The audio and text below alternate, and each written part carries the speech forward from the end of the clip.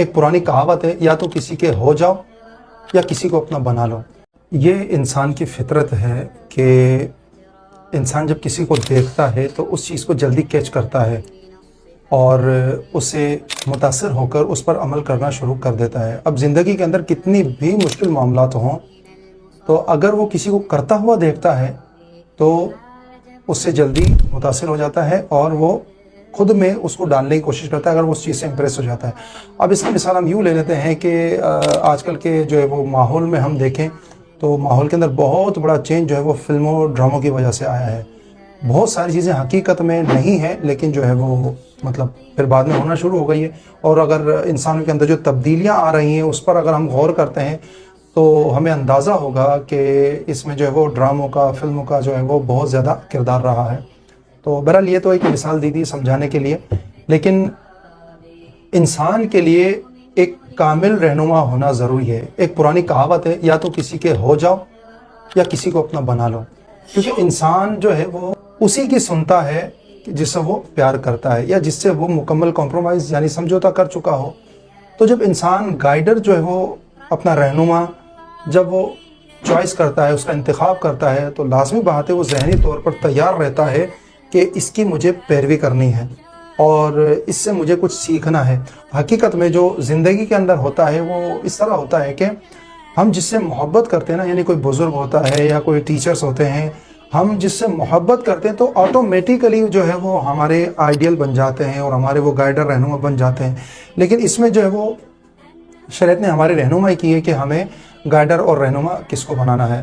تو بہرحال حقیقت میں گائیڈر اور رہنما وہ ہوتا ہے جو ہمیں اللہ کے قریب کرے۔ اب جو گائیڈر اور رہنما خود اللہ سے دور ہوگا، حضور علیہ الصلوۃ والسلام سے دور ہوگا، اور جس کے جو خود بد اخلاق ہوگا اور بے عمل ہوگا، تو پھر وہ ہمیں کیا راہ دکھائے گا؟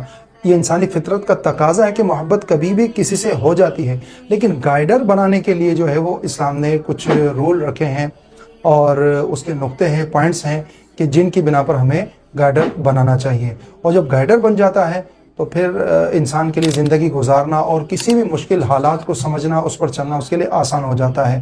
اب یہ تو تھی ایک تفصیلی ایک گفتگو، فلسفہ گائیڈر کے حوالے سے کہ گائیڈر کتنا ضروری ہے۔ یہ چھوٹی بات نہیں ہے، کیونکہ گائیڈر بنانے کا حکم یعنی کہ رہنما بنانے کا حکم تو خود اللہ پاک نے ہمیں سمجھایا ہے۔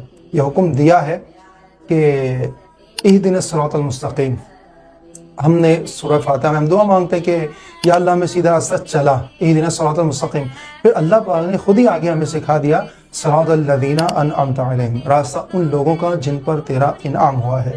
تو اب اگر گائیڈر زندگی میں ضروری نہ ہوتا اور گائیڈر کے بغیر زندگی مکمل ہونی ہوتی تو اللہ پاک کبھی بھی ہمیں اس طرف اشارہ نہ دیتا۔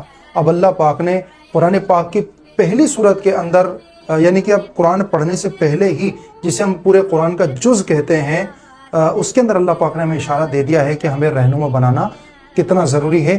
اس کے بنا ہم اللہ کی راہ پر نہیں چلتے۔ اللہ کی راہ پر کیا بلکہ دنیا کے اندر بھی ہم بغیر گائیڈر، بغیر ٹیچر کے جو وہ نہیں چلتے۔